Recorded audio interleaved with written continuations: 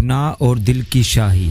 रसूलुल्लाह सल्लल्लाहु अलैहि वसल्लम ने फरमाया, जब मोमिन कोई गुनाह करता है तो उसके दिल पर एक स्याह नुक्ता लग जाता है। अगर वो तौबा कर ले, बाज आ जाए और अल्लाह से बख्शिश की दरख्वास्त करे तो उसका दिल साफ हो जाता है। अगर मजीद गुनाह करे तो स्याही का नुक्ता ज़्यादा हो जाता है, हत्ता के होते होते दिल बिल्कुल स्याह हो जाता है।